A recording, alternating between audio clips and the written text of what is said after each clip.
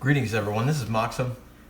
Today I want to do a video on the BitBox samplers, and what I want to do today is I want to show you how to take a drum loop and take a voltage and run it into your voltage control on a drum loop like I said, and then the voltage we're going to run through an attenuator, which is basically a volume knob, and that's going to constrict the amount of voltage coming through, and that we're gonna have affect the length of our drum loop that's playing. So that's a really cool feature. So the first thing I'm gonna wanna do is I wanna show you the presets here, because I figured something out. If you wanna make a new preset and you go to presets and you go to new, it's gonna create one with a new name, and you'll probably wanna go ahead and rename that. So right now, we'll just leave it at preset 3. But what I want you to know is that don't hit one of your exit buttons. You actually have to load this in order to get a blank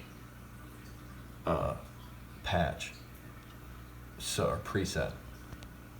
So what I want to do is I want to select my first cell, and then I want to go over to my sequencer, and I know that that trigger's coming out of 7, so I'm just going to put A4 on the floor. Turn my volume up a little bit. And we should see in the pink there, might be a little hard to zoom in on, but you can kind of see that's being triggered at the bottom. So I'm going to turn the volume down a little bit, refocus. And what we'll do is we'll load a sample in here. So I'm just going to go to load, go to loops. Sorry, I'm doing this with one hand, so it's going to be a little clunky. My drum loops, and let's do some trance loops. If we hit play, we should be able to hear it.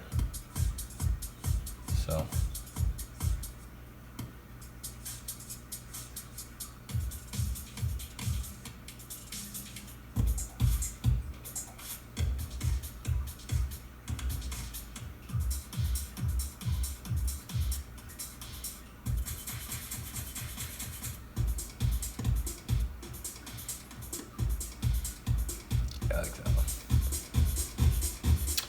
So quickly, we're going to hear a mess. Okay, we want to make sure this is on the output we want, which I just wanted out output 1. And this poly is always seems to be throwing me, so I want to make sure that's on mono. You can immediately hear how that got controlled. I'll turn it up a little bit. Okay, now again, this is playing the loop because I've got it triggering. Okay, now trigger mode should be fine. And what I want to do is I want to go to this length here, and what I did is I clicked in this little black area. So click in that black area, and for source I can just turn this knob right here, and I want it to be external 1, right? So that's going to be this input external 1. I believe it's 2, 3, 4, and if you want 5, 6, 7, and 8, but these are inputs too, so I'm using them as inputs right now. Anyway, and then you want to turn your amount up, and I don't know, 100 or less, something. I don't know. We'll go with like 90. It doesn't really matter as far as I can tell for what we're doing. And then you have to get out of here. You have to hit that, and that should be. Oh, the other thing you want to do is you want to really taper this as much as you can. All the way. Okay, now this is the Metron sequencer, and it sends typically triggers, and which is a trigger gate. It's like a pulse voltage, so that's what's triggering the loop to play.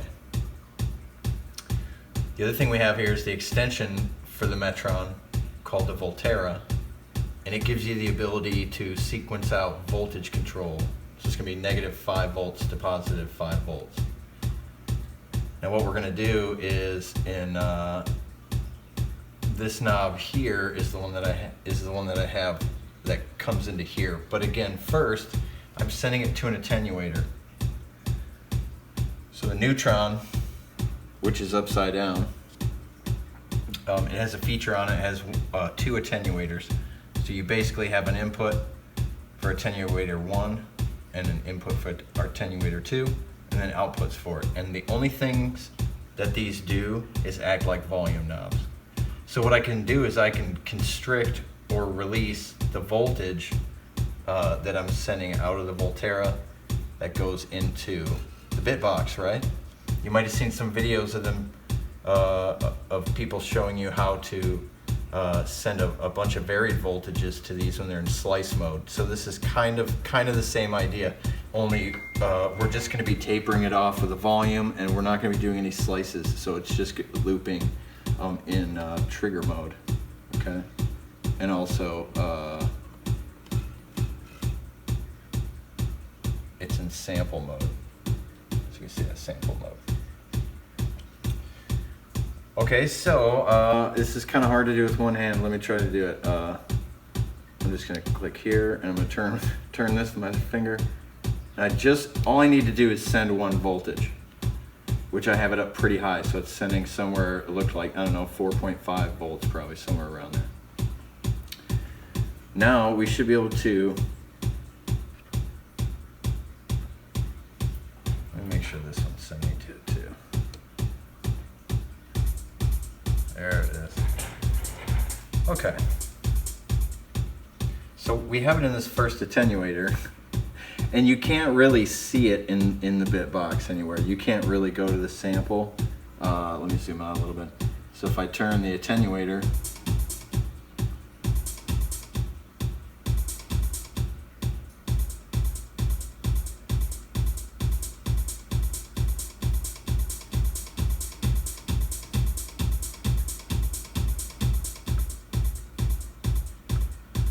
yeah, so you get the idea. Yeah, that's fun. So, all right, I didn't want this video to be too long, and that's about all I got for you. So have fun with your attenuators and mixing up some drum loops. The possibilities of these are not endless, but they're definitely some really great features on this. I'm really excited about it. So, all right, cheers everyone. Thanks for watching, and remember, if you want, like and subscribe.